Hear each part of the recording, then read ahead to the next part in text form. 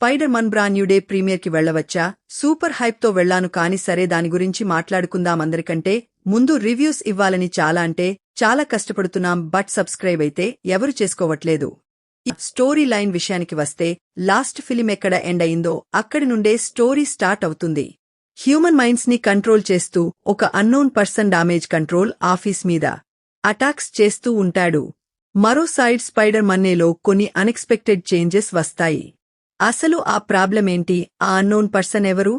Final గా Spider Man ఆ problems ని ఎలా ఓవర్కమ్ అయ్యాడు అనేదే మిగతా story. Now coming to the positives. First of all screenplay direction by Destin Daniel Cretton గురించి మాట్లాడుకోవాలి. I think first time multiverse universe save చేయడం లాంటి కాన్సెప్ట్స్ పక్కన పెట్టి complete grounded superhero film చూసిన ఫీలింగ్ వచ్చింది. ఒక సూపర్ హీరో ఫిలింని కంప్లీట్ డిఫరెంట్ అప్రోచ్ తో ప్రెజెంట్ చేశారు. ఫస్ట్ ఫ్రేమ్ నుంచి స్టోరీని ప్రాపర్గా ప్రోగ్రెస్ చేస్తూ ఎన్కేజింగ్ ఫీల్ ప్లే ఆడియన్స్ ని ఇన్వాల్వ్ చేస్తారు. క్యారెక్టర్స్ ని స్టోరీలో ఇంట్రడ్యూస్ చేసిన విధానం కూడా చాలా ఇంప్రెసివ్ గా ఉంటుంది. ఈసారి స్పైడర్ మన్ కి ఒక ప్రాపర్ ప్రాబ్లం క్రియేట్ చేసి ఆ ప్రాబ్లం నుంచి ఎలా బయటపడ్డాడు అనే పాయింట్ ని చాలా బాగా ఎస్టాబ్లిష్ చేశారు. ఇనిషియల్ సెటప్ కూడా చాలా ఇంట్రెస్టింగ్ గా ఉంటుంది. అసలు ఏం జరుగుతుంది, ఇదంతా ఎందుకు అనే క్యూరియాసిటీని కంటిన్యూస్లీ మెయింటైన్ చేస్తారు. మధ్యలో మంచి స్పైడర్ మన్ మూమెంట్స్ ఇస్తూ స్టోరీని న్యాచురల్ గా డెవలప్ చేస్తారు. యాక్షన్ సీక్వెన్సెస్ గురించి మాట్లాడుకుంటే వాటిని జస్ట్ సూపర్ హీరో ఫైట్స్ కోసం క్రియేట్ చేయలేదు. స్టోరీకి అవసరమయ్యే సిచ్యువేషన్స్ లోనే డిజైన్ చేశారు. టోటల్ గా 3 మేజర్ యాక్షన్ బాక్స్ ఉంటాయి and each one has its own speciality. Spider Man versus Hulk sequence almost complete గా విఎఫ్ఎక్స్ మీదే డిపెండ్ అయిన స్క్రీన్ మీద చాలా బాగా వర్క్ అయింది. థియేటర్లో ఫుల్ గా ఎంజాయ్ చేస్తాం. ప్రీ క్లైమాక్స్ యాక్షన్ బ్లాక్ అయితే ప్రాపర్ కమర్షియల్ యాక్షన్ సీక్వెన్స్ లో ఉంటుంది. ఎలివేషన్స్, షార్ట్ కంపోజిషన్స్ అన్ని బాగా లాండ్ అవుతాయి. Action choreography team really did a great job. Climax emotion కూడా బాగా వర్క్ అయింది. నిజానికి ఆ ఎమోషన్ లాండ్ అవ్వకపోతే సినిమా జస్ట్ డీసెంట్ వాచ్ గా మిగిలిపోయేది కానీ యంటాగోరిస్ట్ స్టైల్ నుంచి ఆ ఎమోషన్ ని ప్రెజెంట్ చేయడం బాగా అనిపించింది.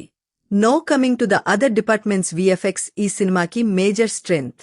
రీసెంట్ మార్వెల్ ఫిలిమ్స్ తో కంపేర్ చేస్తే ఈ ఫిలిం విఎఫ్ఎక్స్ చాలా బెటర్ క్వాలిటీలో అనిపిస్తుంది.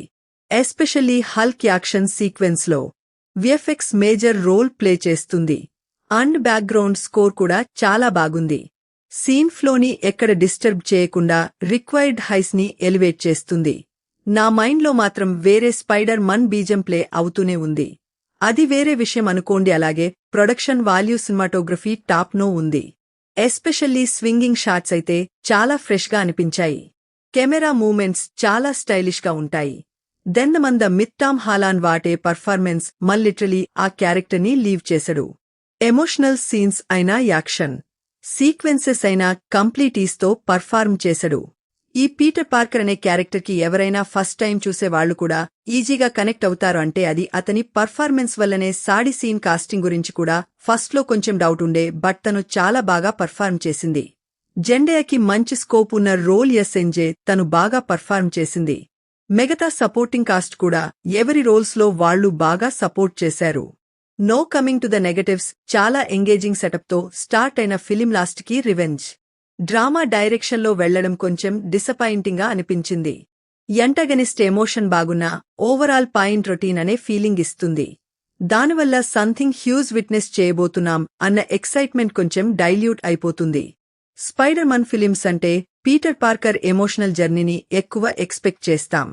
కానీ ఈ సినిమాలో ఆ emotional depth previous film range లో వర్క్వుట్ అవ్వలేదు. Especially spider Mann and NJ మధ్య ఎమోషనల్ రేటింగ్ ఇంకొంచెం స్ట్రాంగ్ గా ఉంటుంటే ఇంపాక్ట్ ఇంకా ఎక్కువ ఉండేది. జెండియా క్యారెక్టర్ కి ఇంకా బెటర్ స్కోప్ క్రియేట్ చేసుంటే ఎమోషనల్ పే ఆఫ్ బాగా ఎలివేట్ అయ్యేది.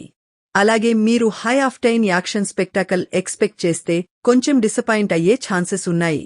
ఈ ఫిలిం యాక్షన్ కన్నా స్టోరీ అండ్ క్యారెక్టర్ జర్నీ మీద ఎక్కువ ఫోకస్ చేస్తుంది.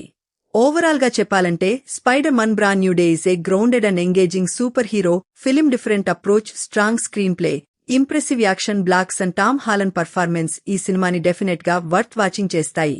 ప్రీవియస్ స్పైడర్ మన్ ఫిలిమ్స్ లా ఎమోషనల్ ఐస్ ఎక్స్పెక్ట్ చేయకుండా వెళ్తే ఈ జర్నీని బాగా ఎంజాయ్ చేస్తారు. పోస్ట్ ఎడిట్ సీన్ ఉంది కానీ ఎక్కువ ఎక్స్పెక్టేషన్స్ పెట్టుకోకండి. నేను డాల్బీ 3Dలో చూశాను, ఎక్స్పీరియన్స్ అయితే చాలా బాగుంది.